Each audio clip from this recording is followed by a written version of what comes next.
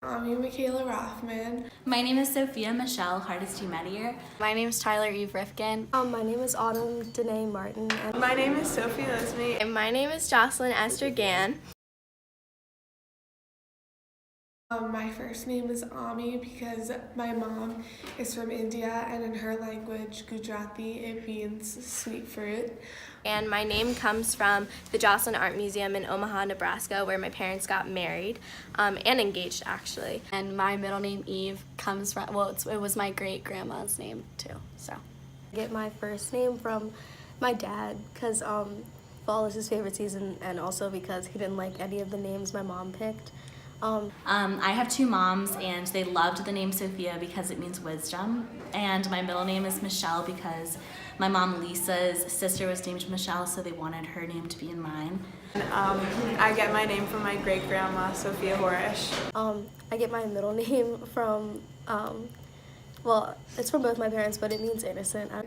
My middle name is Michaela because I was born in America, and that's an American name. The Esther comes from my grandmother on my dad's side, and Gann is my family name. Hardesty comes from my mom Leslie's side, and then it's hyphenated because I have two moms, and so Medier comes from Lisa's side.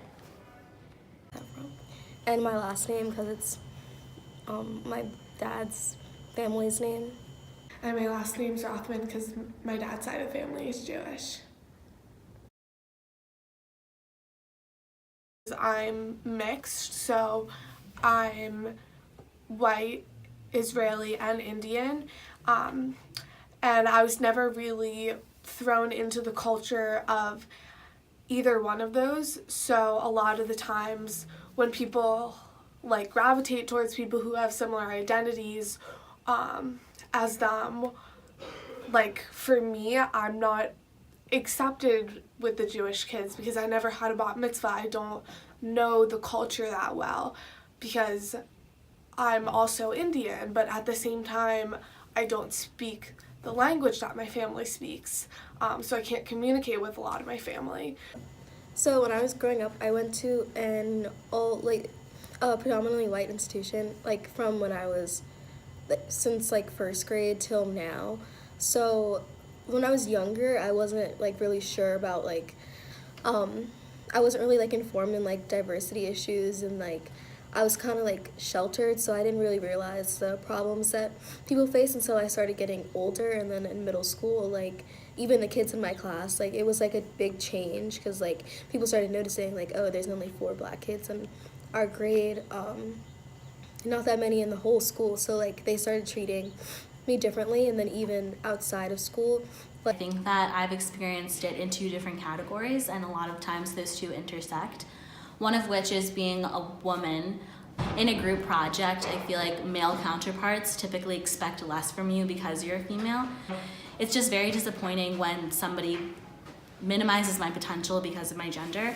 And I face discrimination in the fact that I look white, and I have white passing, so people automatically assume that I'm white when I'm not. But also being a Latina and growing up in a predominantly white community has been a really challenging experience. So both of my parents, both my moms are white, and most of my friends are white, like all of my closest friends are white, and not that that's a bad thing, but in times where I know that my experience is different from theirs, because being a minority does cause you to have a different life experience. Being a victim of discrimination has caused me to be more resilient and has caused me to want to do more with my life. And I feel like I tend to just want to prove people wrong. So for example, like what I had said about like people expecting less from me in a project because I'm a girl, or feeling that way. And people don't necessarily have to outright say that, but when you're a victim of discrimination, you know when somebody is looking at you and they're like, we know that like you're gonna like do less, or you're not gonna be able to do this because you're a girl or because you're Latina. The discrimination that I face makes me feel really lost. As I'm just trying to figure out my identity and who I am and just trying to become the best person I can. Other people are constantly telling me like what I am and what I'm not, and that just makes me feel so confused and so lost, and I'm trying to find where I fit into society, but none of the groups that I identify with are accepting of me. Yeah, like stuff like that, little things that like I just started noticing over time. And it's definitely made me more certain in what I want to do with my life, because I know that I'm not the only one that feels this way, whether it be about my race or my gender. I know that there are other people who experience these discriminations on a daily basis, and some more so than others. So I think that being an ally to those people and also wanting to get to know those identities is something that I know that I want to do. And when people are constantly telling me what I am and who I can be and who I can't be, that's just so confusing. Seeing the good in people is also an attribute that specifically people who face discriminations adapt. Like when I was younger, it didn't really bother me, but now that I'm older, I think people should know by now the difference between an accident and like purposefully like being racist or oppressing people. I'm a really strong believer that like everyone is born with goodness in their heart, and that no one's like out there with malintentions. And it's time that people like wake up and realize their privilege and like realize that not everybody has that. I really believe that when people say rude or disheartening things, that most of the time it comes from a place of lack of education or just ignorance, or just like you're in this bubble of privilege and you can't see outside of that and you can't see another person's culture. And that's not necessarily the individual's fault. Being a victim of discrimination also causes people to be a lot more patient.